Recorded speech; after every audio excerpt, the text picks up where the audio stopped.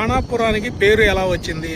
బాణాపురం పేరు అంటే ఇది కాదు కానీ ఈ పాండవులూరు వచ్చిన సంగతి చెబుతాను నేను. చెప్పండి. పాండవులూరు వీడికి వచ్చారు, జమ్మి చెట్టు కింద ఉండరు. ఇది జమ్మి చెట్టు కింద ఉండరు, జమ్మి చెట్టు కింద ఉండి ఈడ తానాలు చేయటం, జమ్మి చెట్టు కింద ఉండి మర్రి కింద పండటం. మర్రి కింద పండి ఇక రోజులు గడిచినాయి, రోజులు గడుతుంటే ఇక బాణాలు ఈడ చెట్టుకు తగిలిచ్చారు.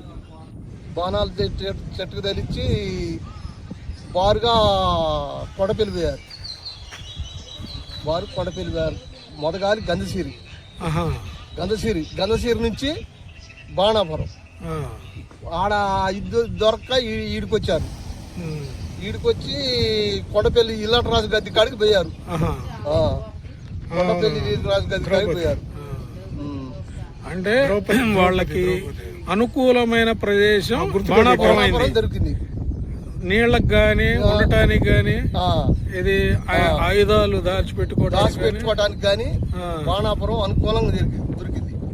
అది మరి ఆనాటి కాలం శివలింగాన్ని అలా వదిలేశారు. ఎందుకంటే మరి గ్రామ పెద్దలు గాని ఎవరు పట్టించుకోవట్లే. మరి ప్రభుత్వానికి మీరు ఏమన్నా పెట్టారా? ఏం పెట్టలే.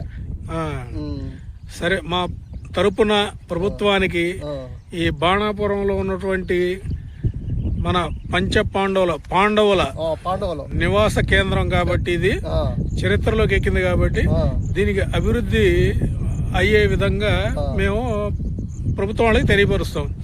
ఎందుకంటే ఇక్కడ కూడా జమ్మి చెట్టు కూడా ఉంది. పొలాలు ఉంది, ఒక పొలం గాలికి పాటది, ఒక పొలం ఉంది. అది అప్పుడుదే చెట్టు. మరి సన్నగా ఉన్నది ఏంటండి?